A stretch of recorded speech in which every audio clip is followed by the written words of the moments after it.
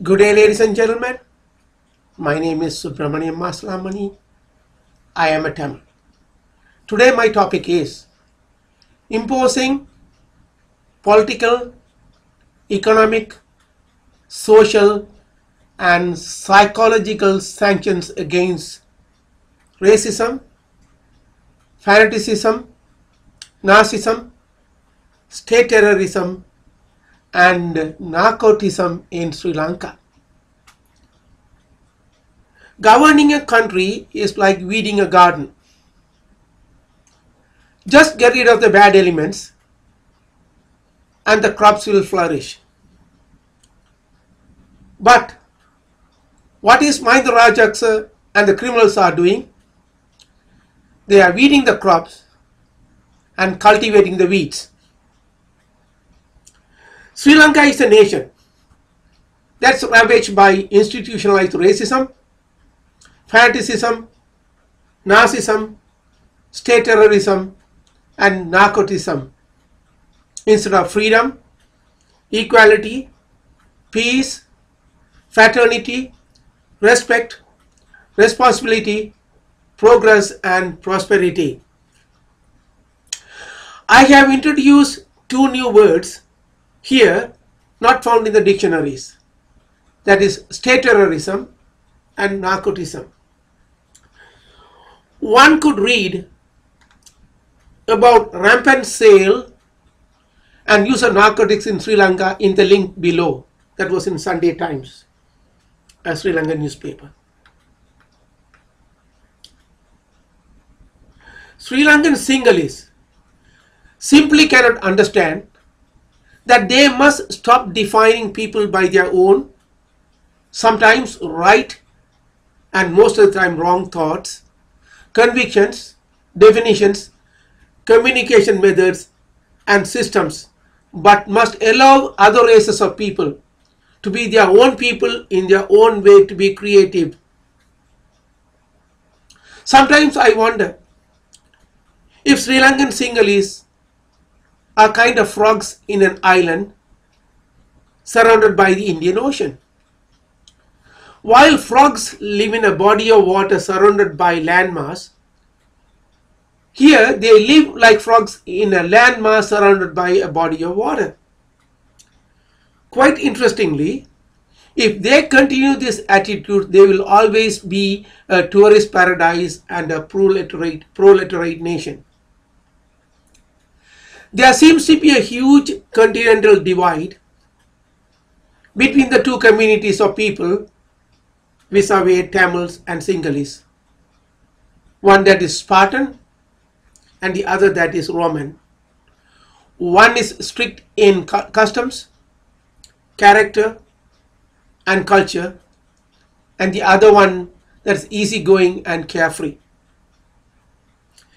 If the Sinhalese can institutionalize narcotics, crime and violence, there is something fundamentally wrong in these people. That is why I have added the two new words state terrorism, narcoticism to the dictionary to further define their nature. I have added these two words to further define their nature. You can read about their narcotics activities in the link above with the full awareness of the ruling Rajapaksas. But Gotabaya Rajapaksa says he did not know Duminda Silva was a drunk kingpin. Sound dubious, deceitful and dangerous.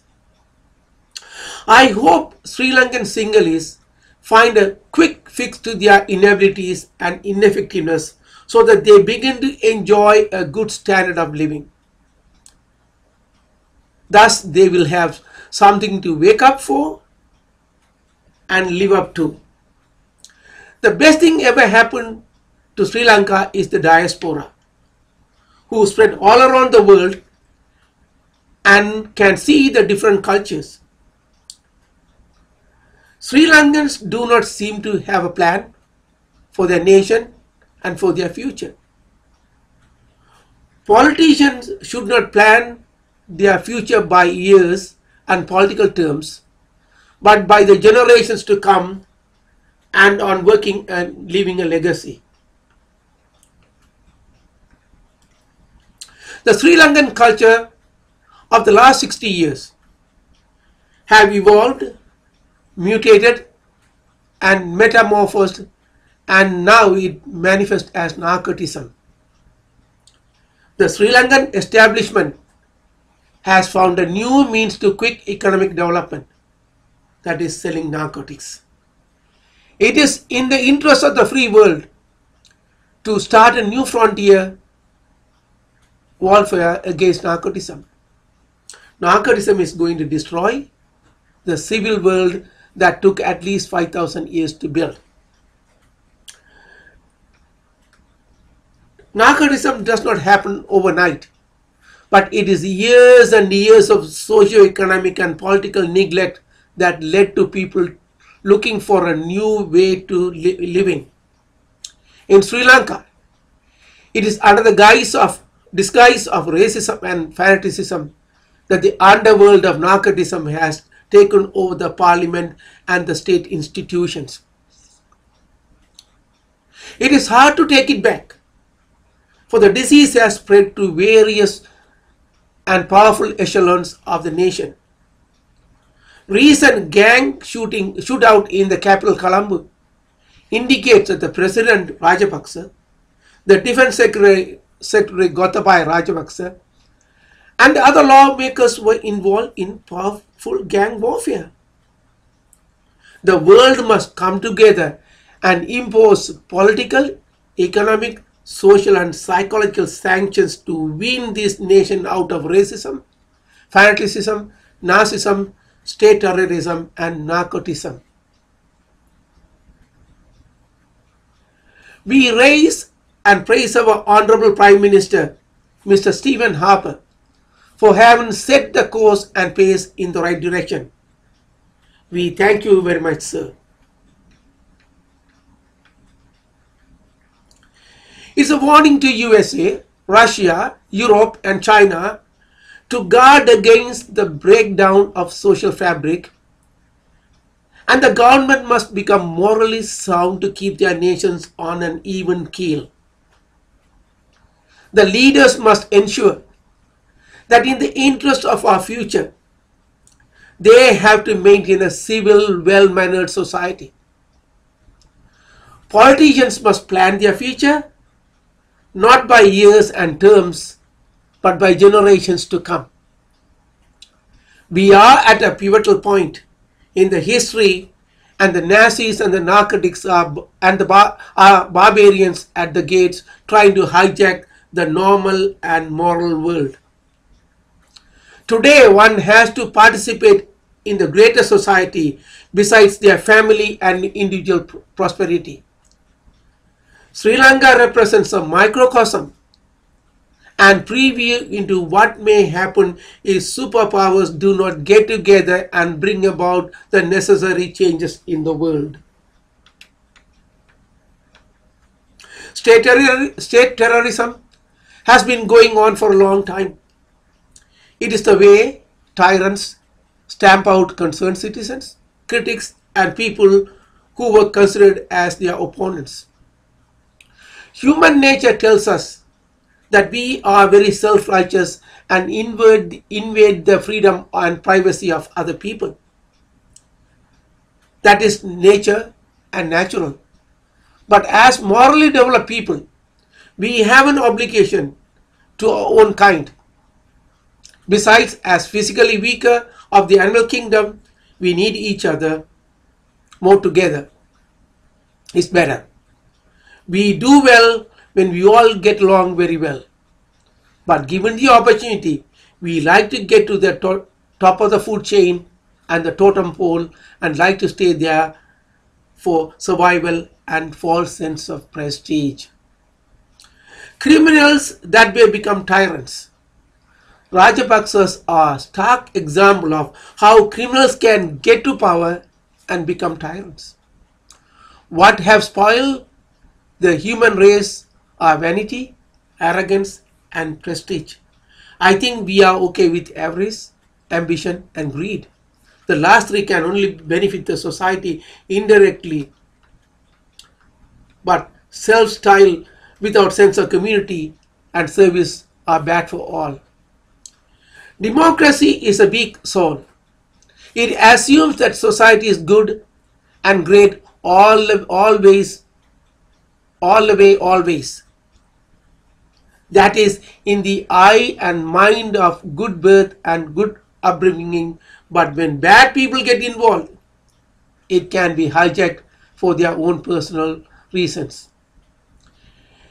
It is nice to have a leader who can be great leader of people, but that seldom happens. We need our morals questioned by others as to our motives and manners in it will be used and manifested. Democracy is so far the best system we have. Socialism failed, kings failed, communism failed, anarchy failed, military failed, but a system with dialogue and discussion with respect for to all people produce the best product for all of the people. What ultimately decides our fate is what is called the universal laws of nature. All man-made laws came either from God or from the universal natural laws. The universe as an entity exists on certain fundamental laws. Those laws have to be observed if we have to live in harmony. But we humans are still evolving. Therefore, we need time and space to grow. We have come a long way, but more to go. Race, religion, language, greed, etc. still hold us back from living harmoniously. But universal justice cannot be allowed to fail. We had to stand up to it and for it. That is the core of our very existence. In Sri Lanka, there is a huge mass and body of evidence of racism, fanaticism, narcissism, state terrorism, and narcotism. Can the world continue to function normally with these racial, fanatical, social, and political diseases around? Not for long. Then the civil and moral society must get involved to get these diseases under control. Mahinda Rajapaksa, along with his brother, and the gangs must appear before an impartial international tribunal and present their side of the story as to why this nation has deteriorated to the bottom of the moral and social scale. They must come to the tribunal instead of playing media deliberations. Murders are non-commutable and non-negotiable act of crime and treachery. No one has the right to deny another man a life. And the one who denies such life must pay with the exact amount of price. It should be pound per pound of life taken. Life is irretrievable, irrevocable. Therefore, no one should have the right to take away another life. Punishment for life taken should be life sentence given. What Sri Lanka and Rajapaksas are trying to do is to defeat universal justice system. No nation can hope to survive and prosper without proper and adequate justice system. Russia finds it difficult to exert its influence in the world, for they do not have a proper universal or international justice system. They are still living in the primitive world of nations, with borders and governments as the supreme powers. Those paradigms are being replaced by universal and international laws. It's a paradigm shift and an evolution of the society. India failed and will continue to fail, for it does not even scratch the surface of international justice. China we hope will do it if they want to become a world power. I think they are quite capable of doing it. China has the depth and breadth of civil and moral background to become a world power, superpower. No nation can be a superpower without a strong moral foundation. Sri Lanka is still living the primitive world of thuggerism, state terrorism, and racism. They simply cannot come to grip with modern realities. Tamils are lucky, for they are all over the world and are getting soaked in various cultures from USA to Japan. A great new community is coming out of the ashes. It will be a model community for a borderless world, because they have the features acquired from various cultures, great, big and small, all over the world. The new inventions indicate that one will be surprised if one of them come out with the way to next level of society. Traditionally, Tamils have ventured into adventures, so there is every likelihood that something new will be invented by them for the benefit of the humankind. We Tamils understand the need to understand the mindset of the Sinhalese people. Right? We are trying to understand the Sinhalese people. For they are a distinct community with their own aspirations to be their own people. We recognize it. But what we do not like is the way they use their primitive qualities such as race, language, religion, etc. as their defining characteristics. They feel antagonistic towards other communities. That's bad for them. The very purpose of electing a government is to ensure the people are free to exercise their aspirations on their own volition without interfering with the freedom of others. But when the very government that is supposed to maintain that status is violating the same status, what can the people do? Besides, when it violates the freedom of people, that government becomes null and void. It is redundant. A government is either absolute or nothing. There is no in-between gradation or graduation. It is discrete. The purpose of government is to weed out the bad elements, but when the bad elements are the government, how can it govern?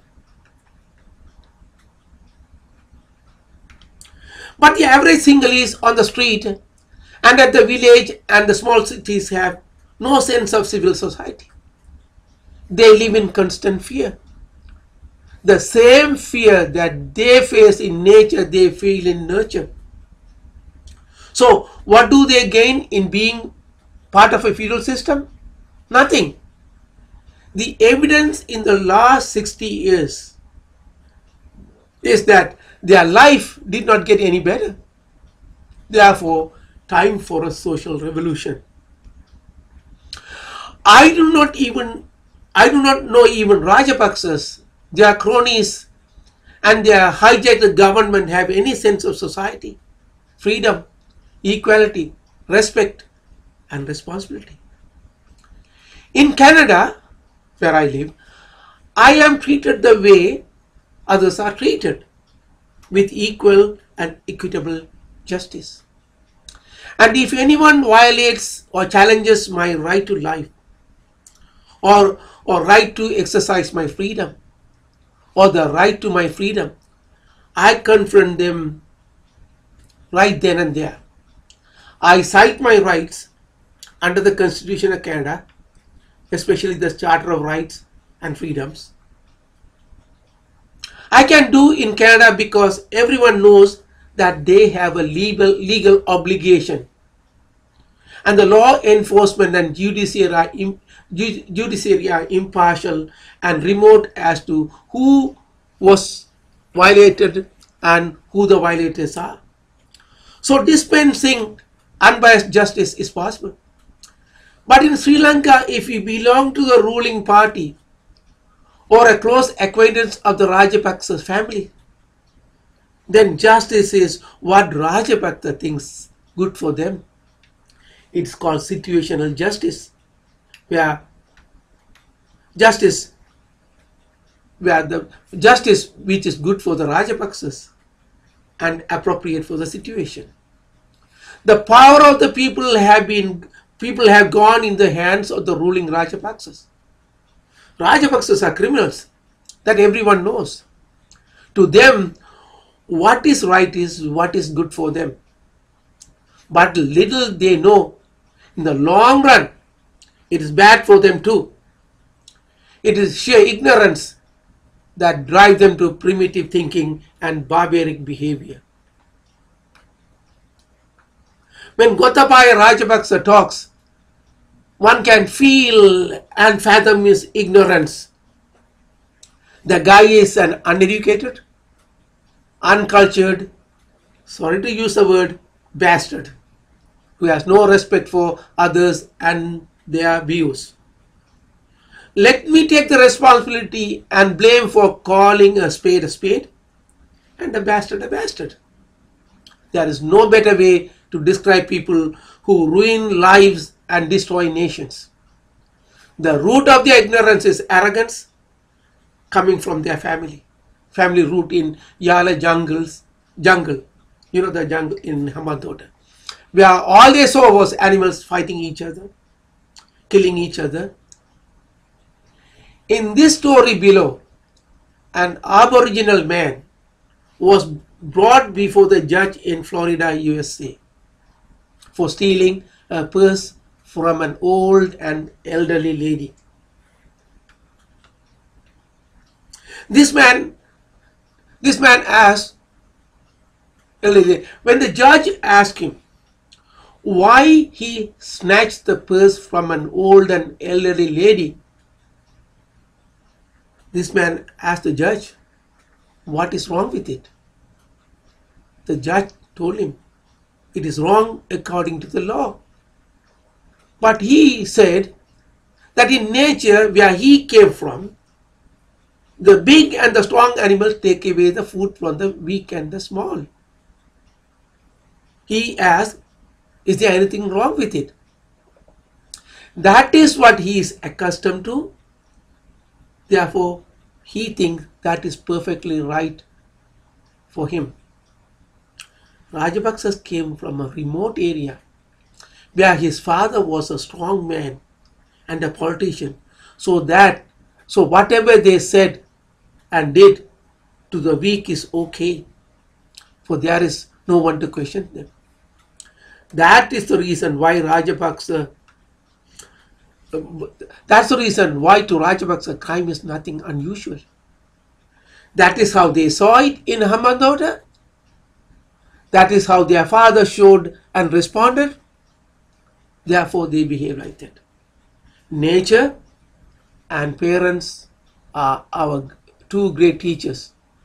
Nature in geography and nurture in parents. The intelligence of the man did not come with him at birth, but he acquires it in life and its experience. So then we cannot blame Rajapaksas for their racist, fanatic, narcissistic, terrorist, narcotic behavior. They had the super intellect of animals in nature and the parents in nurture. And when the Sinhalese society was already indoctrinated into this form of social behavior, they got elected because they are experts in what the society is good at. Do you see what I see? SWRD Bandaranaike and J.R. Jayawardena is the Socrates and Plato of Rajapaksas. Let me repeat. SWRD Bandaranaike and J.R. Jayawardena is the Socrates and Plato of the Rajapaksas.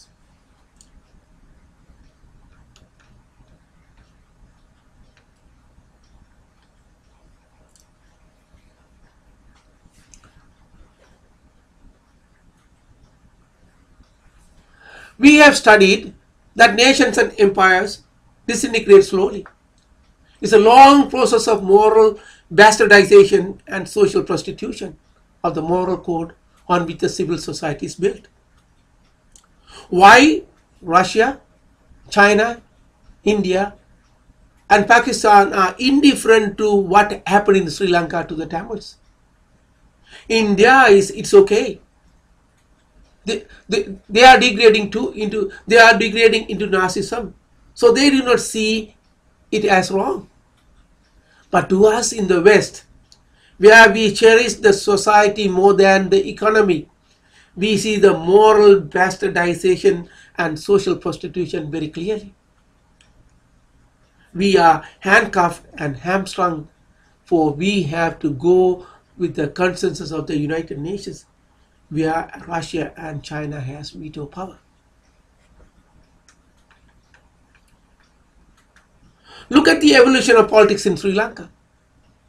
It went from race, language, religion, and then to Nazism, to state terrorism and narcotism. You can see how they moved.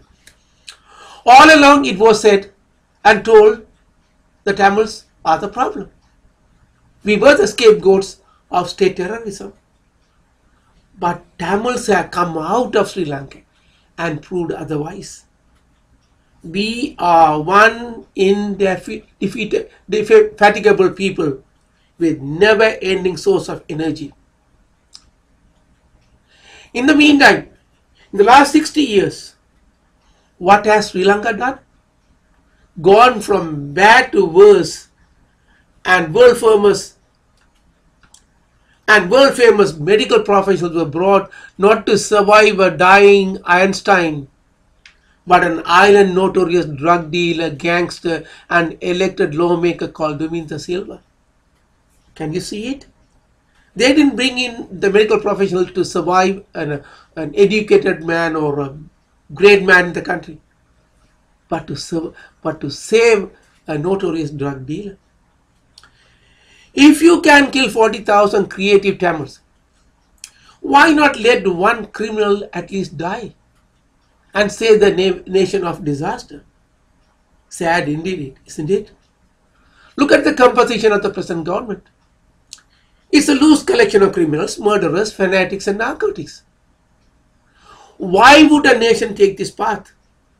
Destroy the good and the best, and preserve the bad and the worst? What were they thinking? If the Big Bang theory is right, why would we have various elements decaying at different rates, at different stages, and at different times? Are the Sinhalese in the advanced stage of destruction or in the later stages of creation? Interesting question, isn't it? How would one otherwise explain their intellect? The intellect is violence and criminality, and to conduct a genocidal war, violence and criminality were chosen by the nation that was already indoctrinated into hatred and fear. Hatred and fear are the defining and driving force of the people, institutions, and the leaders. The whole nation not only was segregated by the Indian Ocean, but by the people themselves to grow into a different community of people. I do not blame the people. I blame the elders. In 1971, this came to focus in my mind. This was in Monragala, Sri Lanka, close to very remote area. As a Tamil, I was walking along the street, and a young boy, age maybe 5 to 7, called me a Tamil Paraya. Where did this little boy learn hatred and racism? When the government agent of the same city told me that we are not interested in Tamils, I knew it was a social disease. No wonder Tamils want to separate. We all know where this nation is heading into. But that social determinism, a powerful force, cannot be halted and reversed. It is darting towards the black hole When emotions rule, education and emancipation is of less use. The nation will go through with destructive behavior. No leader can save the nation, not definitely Rajapaksas. They do not have the intellect to turn the nation around. They see it as an opportunity to create a power for their own family. There are two kinds of whirlpools. One is centrifugal and other is centripetal. The centrifugal forces will rip apart when a community is imbued in racism, fanaticism, narcissism, state terrorism, criminality, violence, and narcotism. When peace, freedom, equality, hope, faith, love, understanding, trust, sincerity, etc. are the cementing forces, the centripetal forces will concentrate the community. We are not at all worried about where the superpowers stand on the Tamil issue, but we know where the moral values are. They are with us. So superpowers can do whatever they want to do, but if they repeat the same mistake decades after decades, they are bound to replicate that in their own nations. Both Russia and China went through massive social revolutions, and they ought to know what is happening in Sri Lanka and to use their newfound power and strength to strengthen human rights and freedom in Sri Lanka, without which you will repeat the same mistakes. As George Santanaya said, those who do not remember the past is sure to repeat the same mistakes. The only way we can have a world free of strife is to free all people and enshrine those fundamental rights in a supreme power called the Constitution.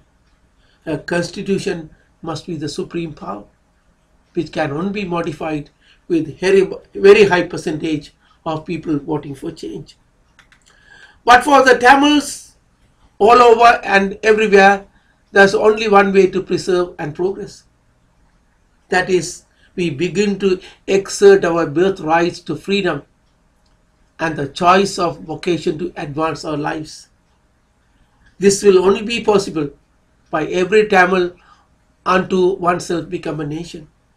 Every Tamil and every family must feel and function like a nation. Our World Tamil program is financed entirely from our hard work. Most Tamils are very proactive, practice planned life and program living. It is something we have to share with the world.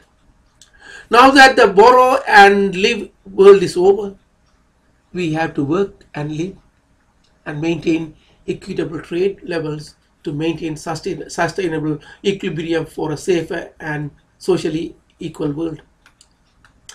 That's all, folks, for this week. We will keep revealing the inner workings of the Tamil culture, nature, heritage to the world. As how the Greek and the Roman philosophy enriched the world, we too will enrich the world. Every Tamil must participate and contribute whatever she or he can to the community they live in and to the world at large. As I always said, Tamil 70 million strong, unite first, stay together, work hard and harder than ever. And as I always said, never ever give up. The best is yet to come and we are winning. My name is Subramaniam Maslamani, a world-class Tamil powered by convictions, commitments and conscience.